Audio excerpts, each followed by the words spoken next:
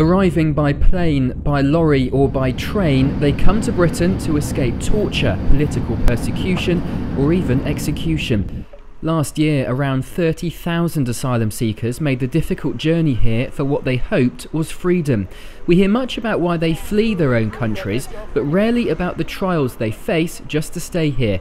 And in the last few months, that journey has become even harder. Meet Songül. 7 years ago, she fled Turkey with her husband and son after suffering torture for her political views. She arrived in Britain seeking a secure future, but now lives in constant fear of being deported. Every day I get stressed, you know.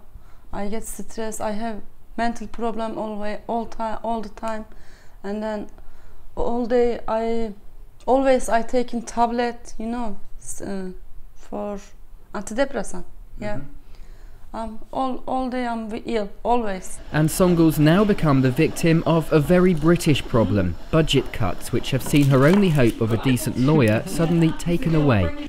In June this year, an organisation called Refugee and Migrant Justice, based in this building, was suddenly closed down after it lost government funding. 300 staff were fired, and without warning, thousands of asylum seekers were left without help. The RMJ were trying desperately to finish off the ones they could finish in the short time, but they were given a date, a particular day, Wednesday, whatever it was, and that was it when all their staff just lost their jobs, basically.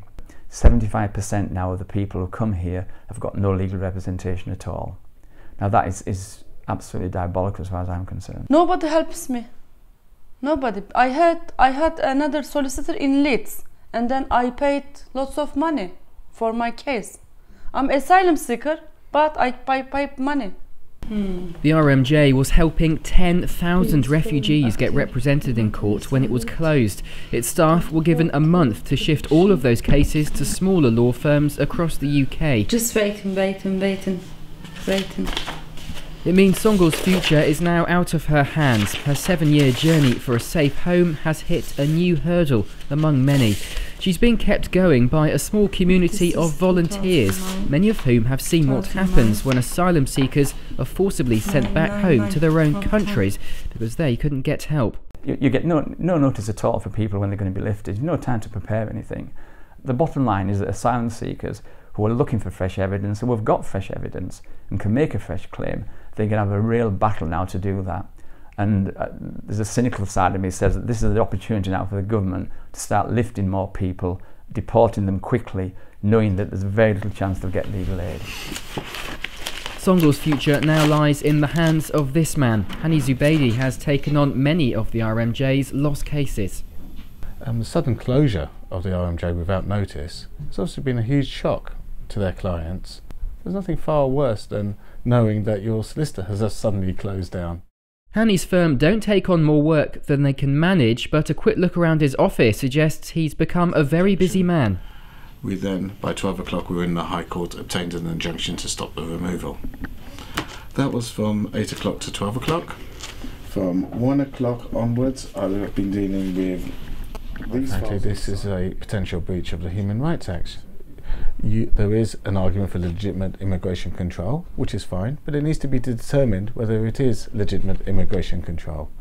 The applicant needs the opportunity to have their case put forward adequately. In many cases, they're victims of torture. Victims of torture are not forthcoming in the slightest to officials.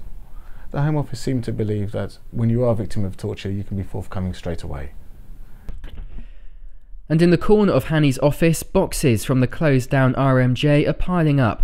Somewhere among them are the documents which could save Songül from being sent back to Turkey to face more persecution. But that's not much consolation for her. I haven't got like one letter, you know. I don't know. He's looked my case. I don't know. Maybe he didn't look, you know. I don't know.